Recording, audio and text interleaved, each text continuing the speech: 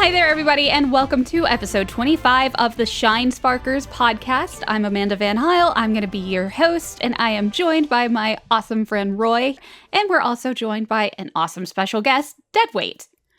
Deadweight was here on the December episode. I don't think I was here for that one. I think that was when I was out for surgery. So I'm glad I'm actually able to talk to you this time. And then you also won our Metroid themed quiz. I did indeed. And then you're also working on a really cool project called the Chozo Language Course, which we're going to be getting into. So I'm Deadweight, or Ben, either works, and my two biggest passions are language and video games. So naturally, I was a fit for this project. Metroid is my favourite series. I've been a fan for a good decade, and I've run a ton of stuff. I've done Make Up a Metroid Fan on Twitter. I wrote a community spotlight for Shinesparkers for a project currently on hiatus called Cardtroid, and as Amanda has already said, I have already started this podcast back in episode 20. But I am also a massive fan of linguistics. I've studied many aspects of it, including phonology and conlangs, and I also speak Spanish as a second language. And this is all going to be fairly relevant in just a moment once we start talking about the course itself.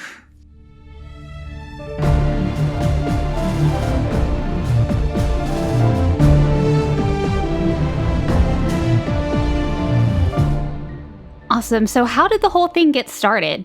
Well, it really got started thanks to a community member that I know you two both know, called Torvis Bolts, who... Oh, yeah! Yes, good old Torvis, very popular member in this community, and I've been a friend of his for years, and we have loved Metroid together for years and years and years now. I'm pretty sure he came into this world holding a copy of Metroid Fusion, so... So I was lucky enough to be on a call with him on Discord when E3 2021 was happening, and he was floored by Dread. Dread was everything he wanted in a game, and he was transfixed on it.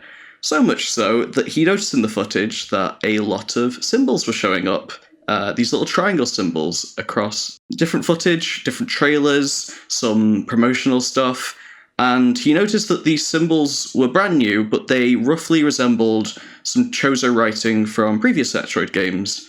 Samus's gunship has always had these little square designs. They're this little square writing. It's most prominent in Prime 2, and the writing showed up in Zero Mission. And in these instances, it was just decoration. But then in Metroid Other M, in the art book, they revealed that they had started to give these runes some meaning, and throughout the game the different menus show this square Chozo writing, and you can transcribe that for some little English messages here and there. So Torvis noticed this, and he got to work trying to see how many of these square markings roughly matched up with the designs of the triangle markings. And since I am a linguist, he asked me, hey, do you want to join in a group chat we have of currently about 6 or 7 people to try and help us with transcribing this stuff? And so I agreed.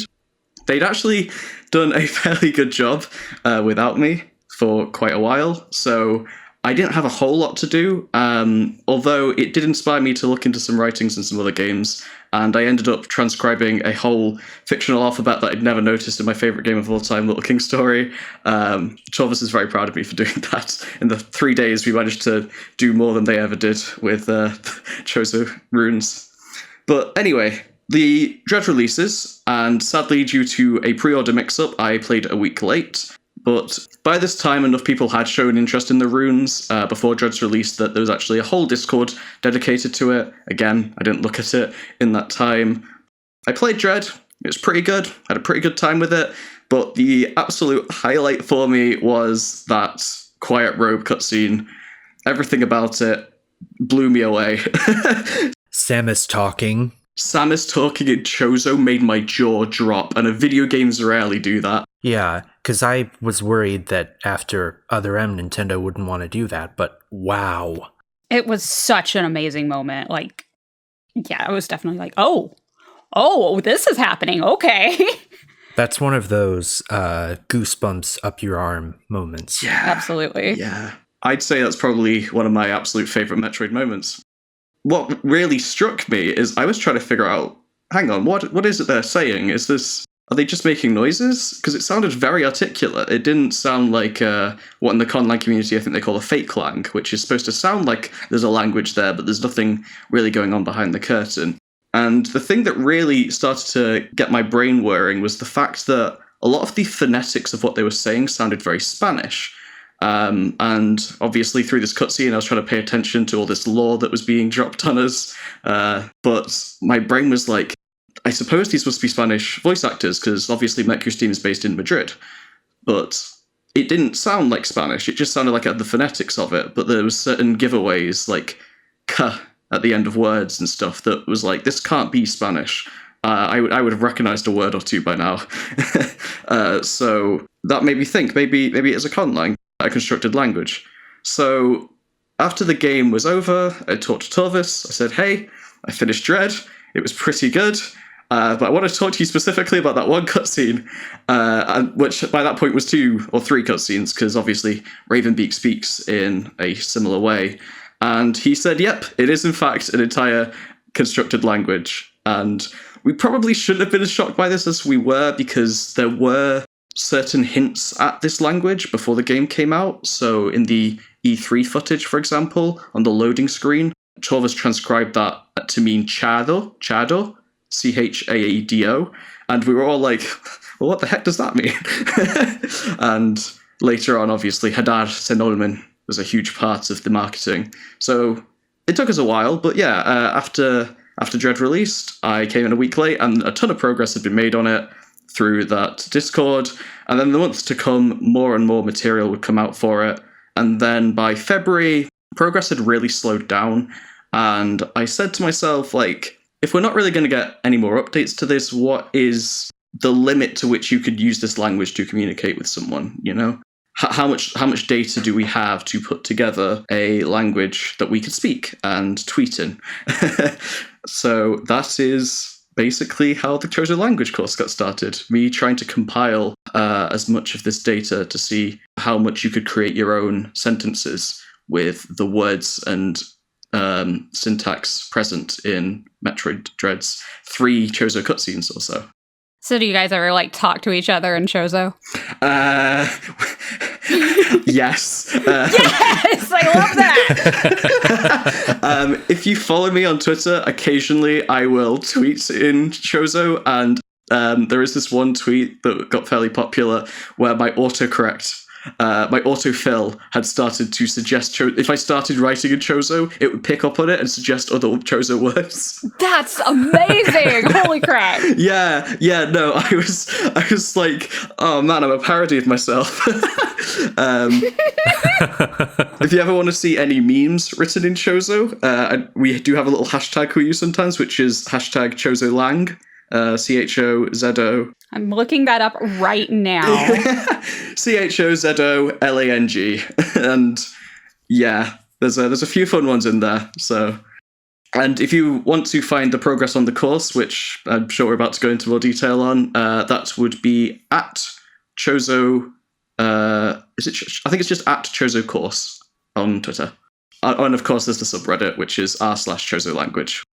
So how could somebody learn this course? Because, like, you know, I know some people learn Klingon. The nerds in my homeschool group learned Elvish because they were all obsessed with Lord of the Rings. I was telling Roy about that earlier. So how could somebody take the Chozo language course? Like, is that available yet? Or is that, like, something happening later? Firstly, it sounds like you have incredible friends. I would definitely keep them around.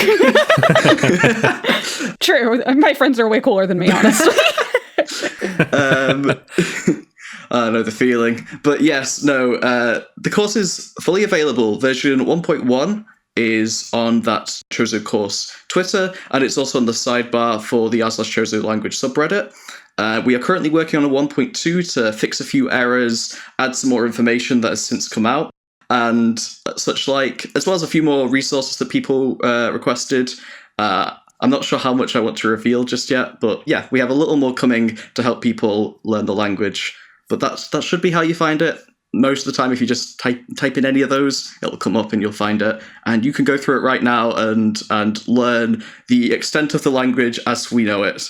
Yeah, I'm going to have to do some of that because that sounds like a lot of fun. Oh, so when are we going to get it on Duolingo so we can all get threatened by the Duolingo bird for not learning, for not practicing?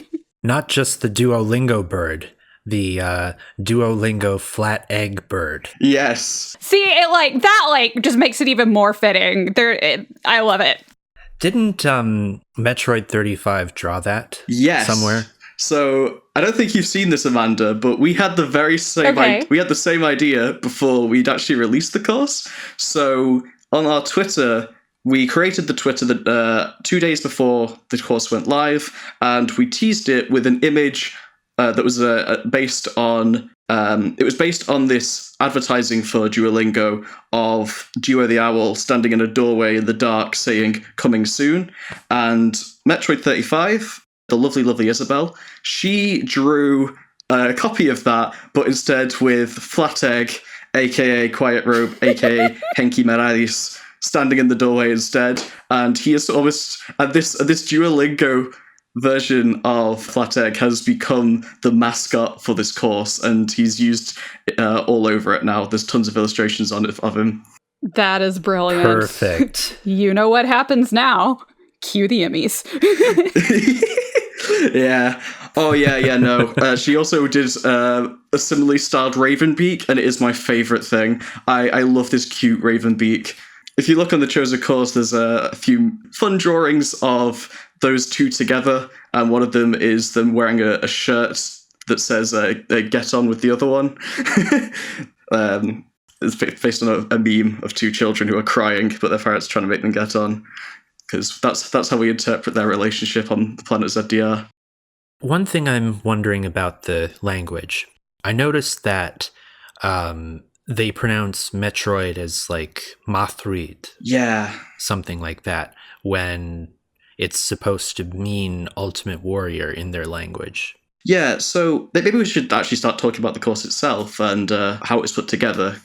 So the data we use for the Metroid course is completely limited. It's basically opportunistic. Whatever we have is what we work with.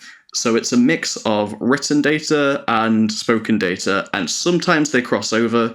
So sometimes you see a word written, and then you hear Flat Egg or Iron Egg say it out loud, and then you can go, okay, so that's how it's spelt, and that's how it's said.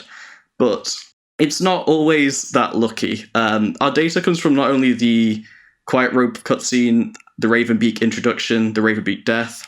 There's also an unused Ravenbeak cutscene where he's speaking in the language, and we can take a lot of words from that, although it's only so helpful because some of the vocabulary was actually changed before final release. So he'll be saying one thing in the unused cutscene, but for the same word he'll say something else in the final cutscenes.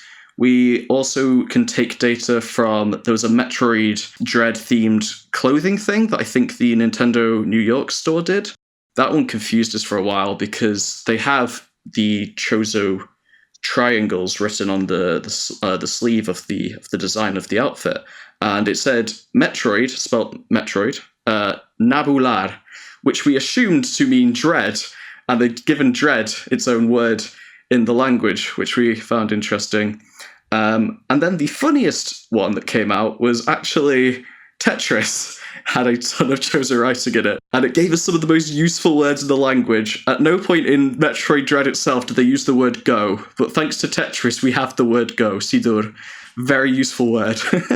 So this is a mix of stuff that's said aloud and stuff that's written down, and that's when it gets quite complicated, because it is spelt Metroid, but as you say, when they say it out loud, they say it Mathroid, which means that even if we're trying to transcribe the sounds of what we hear in these cutscenes, that doesn't mean it's necessarily the same way it's spelt. And that has caused some issues in the community. There's a big debate over whether the word however is savalba or sabalba, which isn't made easy by the fact that the the, like vase, vase, that sound is actually not present in native Spanish. That's what I was about to say. It was like that sound is, if it's done by native Spanish speakers, then that would be a really hard one to figure out like what it's supposed to be. Right. Yeah. So, and one of the problems is also that the we're getting into a bit of phonetics here. You brought a linguist on. This is what you get. But the letter B in English usually just represents like a b. Most times just said the same. In Spanish, if there's a consonant before it, or if it's starting a word, it could come up more like a unique sound to Spanish, which is a v, which is like you're trying to do a v sound, but with both of your lips instead of your teeth, like v. You could try doing that right now if you want to try, but V. V. yeah, like that.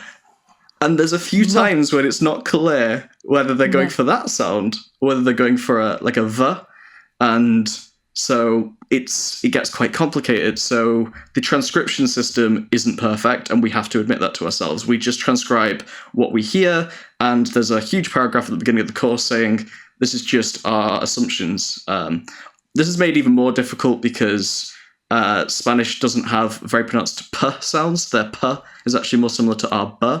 You also have the fact that some words are written with a V. The word for place is lavin, Lavin. But obviously we don't hear them ever make a really clear V sound, a V. So it's really hard to say what is what, and it's just a real mix of what we have available to us. What is the process like for figuring out like the different phonetics on things? Because I know like anytime I'm trying to listen to something and it's in another language and I'm just even trying to make sense of what they're saying, I have such a hard time doing that. So what is it that you guys do? I mean, do you just listen to the same thing just over and over? Do you do it slowly? Do you do it with like a subtitle underneath it so you can kind of figure out the breakdown? Right. So as I say, there was a lot of progress made on Chozo before I came in and started essentially observing it. The two main people I want to shout out are Boogs and Bearborg. He's done a ton for the wiki. He figured out a lot of the Luminoth writing, the Mach Prime 2, I believe. He was the main... his data was the main one that I used when I was creating the course. He had a list of every word in the language and then how many times that word appears. And I went through that and I essentially tried to fine-tooth comb it. So I was looking through it and I was like, man, the problem with this is, as you say, Amanda, it's kind of a Rorschach test. How do we really know what it is that they are saying if we can all hear it so differently? So essentially, I try to simplify it all down into what's called phonotactics, which are what is allowed in a language. So in English, the ng sound at the end of sing, we can't start a word with that. We don't have any words that start nga, for example. So I try to figure out if any of these transcriptions have stuff like that that's only used once, maybe we can assume that we're hearing it wrong. So if there's a few times that there's just a combination of like st, like there's one instance of a word that ended st at the end of a word, and none of the other words did. So I was going to assume that was just a mishearing or a mumble on the speaker, and that the language had this consistent phonology to it. And that essentially led to me getting this and simplifying it down to try and use a little bit of logic to reduce the amount of sounds that we were hearing. And this also meant that, I said anytime there's a V or a B in the course, I just transcribe it as a B, because I don't want to make it, I don't want to have to make more calls every time that one of these sounds shows up. And it was quite painful. Sometimes I'd listen to something trying to picture two different ways I'd seen it transcribed by different people in my head until I had to make a call on which one I think was more accurate. And even now, people say, hey, when Ravenbeak says daughter, it says la darja, but you've written it down as lo darja. And I go, yep, I think that's more correct. I think I just didn't hear it right when I heard it. And yeah, it's a bit of a shot in the dark, to be honest. It's way nicer when we have textures to work with that just say the words and we can see them written out. There's a few of those, like the mural that one of the Emmy bursts through just before Quiet Ribs cutscene. There's words on there, and we take those. Some of them we know, some of them we don't. We can see the spelling. It's lovely. When we're hearing two Spanish voice-acted birds talk through a robotic Darth Vader filter, it's a lot harder to go, yep, that's definitely that sound. And thus, yeah, it can be quite painful. There was a lot of debate when I was in the course. Like, I'd send something to someone, and to the group, and say, do you think that I'm right here? I do wonder about that, because Nikki Garcia, she only had to say one thing in Chozo, but the actors for Ravenbeak and Quiet Robe, sorry, Gladrax, Flat Egg and Iron Egg, he refuses to believe that their names are anything but that. Anyway, they had to speak much more extensively. I have to wonder how difficult that was, because I think you've said that there are similarities between Chozo and Spanish, so maybe it was easier in that regard or something.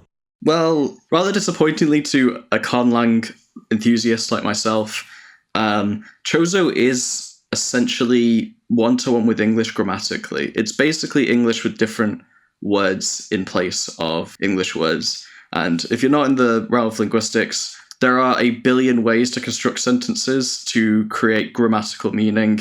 And there's so many that you'll never even imagine until you see them and you go, oh my goodness, can't believe the language does this. But I think for simplicity's sake, Chozo was very much based on English. There was just fewer mistakes, fewer time put into it. And some of the developers on the game came out on Twitter and said, yeah, it was only added partway through development, and it was a pain to change a lot of the textures and such to match the new words that the new vocabulary that they couldn't come up with. And I can imagine that they probably, basing it on English, didn't think too hard about how it will come out when the speakers speak it. So maybe certain things were intended to sound a certain way, but once you give that script to a person, they just have to work with what they've got. I'd say that the main point of the language, as with a lot of conlangs, is that it's aesthetic and it fills that space. Other M already had a controversy with using English, and the performance sounded strange to English ears, but if you have a conlang, then it kind of removes that. It has a really nice sound to it, and I think the voice actors' performances really come through when they're saying their lines as well, which is great to hear, because that can be quite difficult to do, to enunciate a language that isn't actually a real language, so you don't have a point of reference for like emphasis and such. So if somebody wanted to get started taking the Chozo course and learning Chozo, like where would they get started, and like what's kind of like a time frame they should expect to put into it? Like about how long each day do they need to practice the Chozo language? I'm not sure, to be completely honest with you, but you'd be surprised to hear that the entire course itself, as in the writing process, really only took me about 5 days. It's about 10,000 words in length. It's about the size of an undergraduate dissertation. I tried really hard to be as transparent with the learner as possible and say, this is just what we know. These are the parts where we're just not completely sure. And also provide exercises, translation exercises, little scenarios where you could try practicing saying things with a friend. But I have yet to talk with anyone who has used it to the end in order to try and attain a level of fluency. So I'm not completely sure how long it would take, but the entire course, which is a lot of tables, by the way, before this scares anyone, is about 35 pages, I think, of learning material. And then there's a dictionary at the end and some additional materials. This is probably a good time to mention that when after I finished writing it, I was approached by Metroid 35, Isabel, who said, hey, would you like me to try and turn your PDF into something that looks a lot more like a course and give it a distinct visual flavor? And I said, yeah, go for it. And she killed it. She did such a good job. It looks really, really nice. And I kind of want to try and get it printed out for myself at some point because, man, yeah, it looks really good. So as far as fans' reception to the Chozo language course, how has that been? Have you had like a lot of fans trying to learn it? Do they send you Chozo messages? How's that going for you? The fan reception has actually been incredible. It was lovely to see because we created a Twitter account just for this course, and we had one teaser tweet. And then when we tweeted the course out, it got up to like 1,000 likes and 500 retweets within 2 days, I think. And that was really heartwarming to see because we had put a lot of effort into it. It wasn't just me writing it. I did write pretty much the whole thing, but then I was just sending it back and forth with people. And then Isabel had spent months working on its design. And then just to have it come out and have everyone say, this is incredible. And a lot of people were like, I guess I have to learn Chozo now. And then we got the subreddit went from 550 followers to like 720 within a couple days. And yeah, I've still yet to see a ton of people who have managed to write and stuff like that in the language. May is just a busy time of year, so I've just put it down to that. But yeah, no, it was great. Oh, and then a couple of developers actually saw the course as well, and one of the developers responded to the course with a tweet saying, "This is great to see. I loved shouting Anaman Phasma at my colleagues while I was working on the game, which means you are weak." And then everyone in the Chozo Discord freaked out, like, we have a new word! We haven't had a new word in months! So... And then this developer went and confirmed just one more word and then said, "I'll leave it up to you. You seem like you're having a lot of fun." So this man is sitting on a mountain of knowledge and he has thrown us a pebble. And I really appreciated that. That was very exciting to see. And we still have some stuff we need to confirm with it. Surprisingly enough, the full alphabet for this, because there were some changes from the other M1, there are a few characters that aren't completely confirmed. And I know that on the course, Torva specifically made me mention the ones that are more of a guess than a complete confirmation. So there is still work on this in the future for us to tighten this up. And as I say, we're releasing an update with, well, we're adding words like phasma that we just learned, for example, but also some additional materials. We forgot to put anything on the numbers, for example. So yeah, 1.2 should be coming at some point this month, so follow the course and keep your eyes out for that. And I want to say thank you to everyone who has shown the level of love and support for it that they did. The reactions were incredible. So how long until we start finding fanfics written in Chozo? Well, that's what I'm waiting for. Well, if you can write a fair amount of fiction with 200 words worth of vocabulary, then all the power to you. One of the things that would happen was that people would try writing stuff in Chozo, but it would really be like from the little bits of knowledge they could remember of it. But putting it all together in a course, like these are nouns, these are the verbs, these are the prepositions, stuff like that, helped a lot. And a few people, I gave them the course early and said, "Hey, would you mind writing some poetry for the end of the course, just to show off the full capacity of the language as we currently have it," which is fairly limited, but they did an amazing job. Shout out to Derichlet, I hope I'm saying that right, who wrote this amazing, very, very poetic sounding piece about Ravenbeak that had rhyming structures throughout the whole thing, despite the fact that, again, we only have 200 words to work with. So yeah, it's been very... there's potential. There's potential for some limited but very creative works to come out of this. If you want to learn any more about it, you have to open the course yourself, skim read it fully. We also have a Google Doc to recommend any mistakes you've noticed or anything you'd like to suggest we do. And it's just, as Isabel, Metroid 35 put it, a living document. And we will keep updating it as we know more and more about this very, very small restricted language that we have our hands on.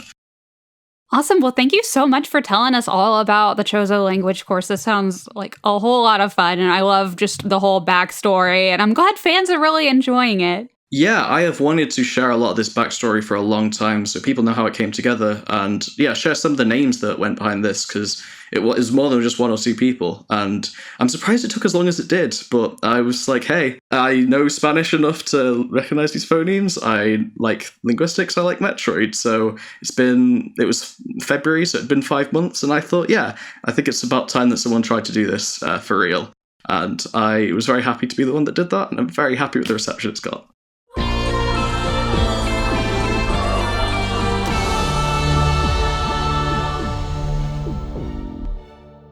All right, so last episode, we asked you guys, what is your favorite piece of music from the Metroid series? And here's what you guys said. All right, well, Dylan by Metroid Dread Power says, the Dark Samus theme from Metroid Prime 2 was a gift from God. Also, Torvus Bog with a picture of an emoji with not snot, steam, like smoke coming out of his mouth. Let's see. Oh, wow. Somebody named Deadweight, human music enjoyer, says there are just too many to name. But the one that always sends chills up my spine is the credits theme from Metroid Prime. It starts out as the menu theme, but then instead of looping, it keeps adding section after section, each more grandiose. Is it grandiose or grandois? I swear, I've heard people say it both ways. I have no clue. I've only ever heard grandiose. So that's what I thought. And then, like, I feel like I've heard some people say grandois, and I think it's just them not knowing how to say it. And then, like, me second guessing myself, going, well, I heard this person say it this way. Anyways. They're probably trying to make it more fancy, like how some people pronounce Tarjay. Probably. And here I am just being like, wow. Each more grandiose than the last. A perfect end theme. Do you want me to... Can I comment on that real quick? Please do. Please do. So, yeah, I love the credits theme for Metroid Prime. I played Prime Trilogy, so I didn't hear the menu, which is a shortened loop of the full version of that track, which gets used in the credits.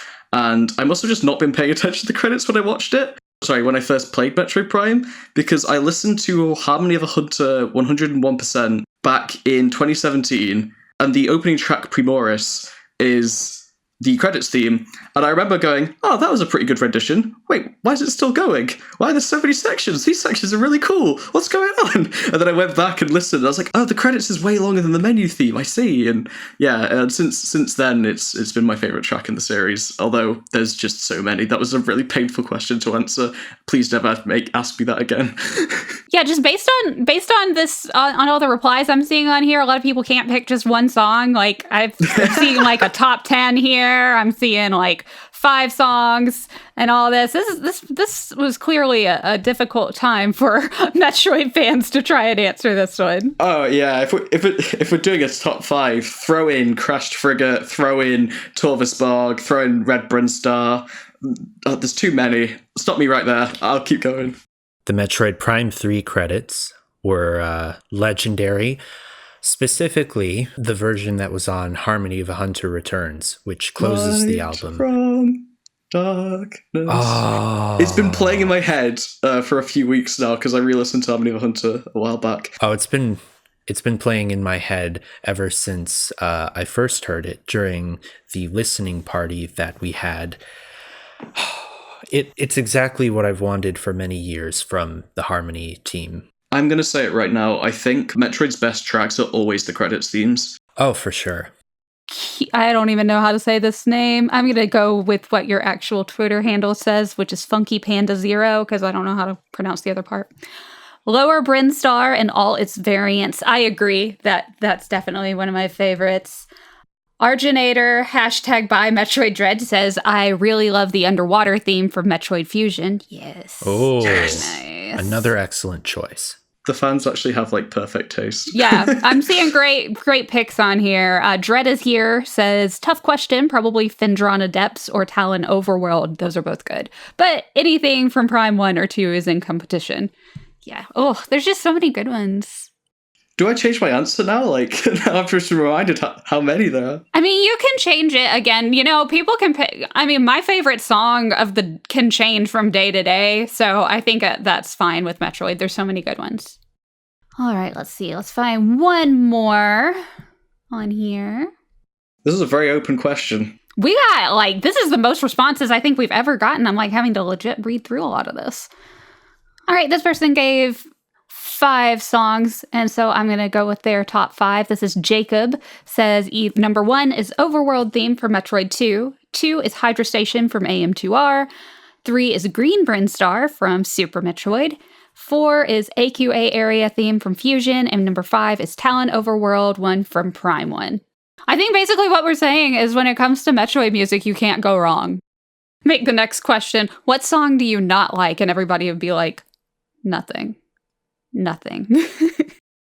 Alrighty, so next mailbag question for next episode. We're asking for you guys, what kind of additional downloadable content would you like to see added to the Metroid Dread game? Well, you guys, thank you so much for joining me for such a fun episode, Ben. It was awesome hearing your insight. Just so much fun getting to talk to you. Solgal habar ana les bura fechenovi. I haven't done my Duolingo today, so I don't know what that means. Thank you for having me on the podcast. Chozo, for your welcome. I appreciate it. All right, so Ben, where can people find you online, and where can people find out, again, more about the Chozo course in case they missed that earlier on? If you want to find me, I'm most active on Twitter at Coroboni. That's COROBONII. If you want to find the Chozo course, once again, it's pinned on the Chozo Language subreddit, but it's also on Twitter under @Chozo course. And if you want to find me on my YouTube channel, where I briefly talked a little bit about this Chozo discovery process in my latest video, then that is Deadweight on YouTube. Just search channels for that and it usually comes up first. Really quickly, I would like to, I'm probably going to embarrass myself, but I would like to take a stab at saying what Samus said in Chozo, and you can tell me if I've done it right. Ooh, can I remember it off the top of my head? Okay. All right, I'm going to try it now.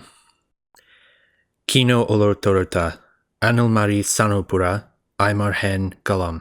That was really good. Very well done. Yeah. Thank you. Lovely. I've only listened to it about 400,000 times. Oh, dude. I cannot blame you. It's one of the greatest moments of all time. Agreed. Yeah.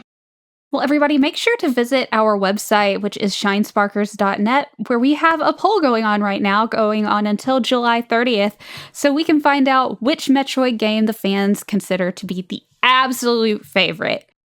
So once again, thank you guys, and we'll see you next mission. See you next mission. See you next mission, or in Chozo, Tirbon Atamush Nadakan.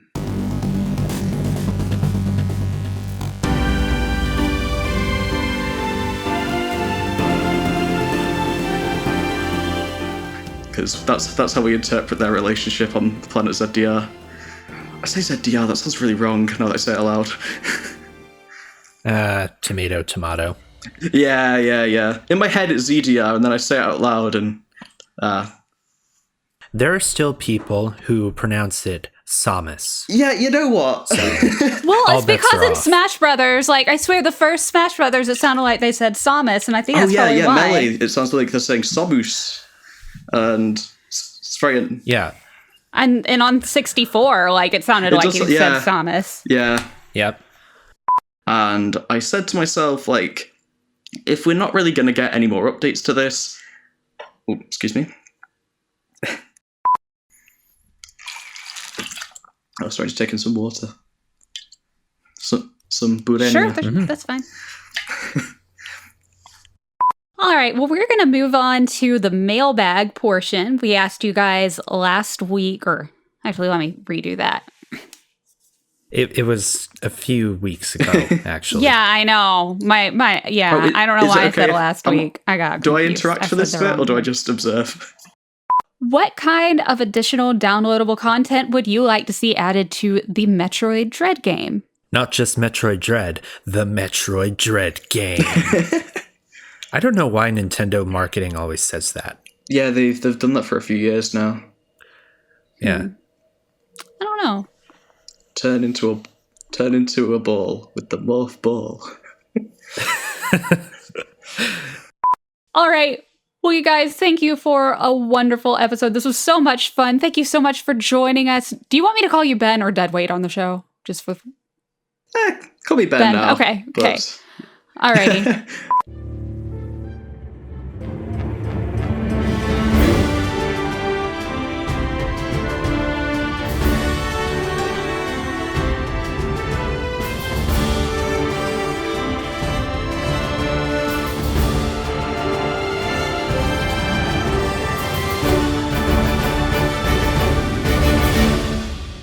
The Shinesparkers Podcast is edited by Darren Kerwin, Stephen Wells, and Giulio Bruschini, with music from Maserati.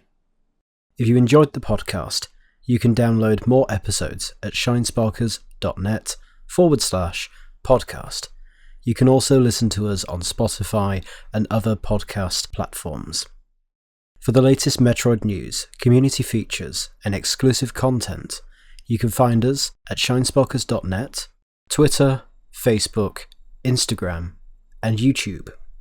See you next mission.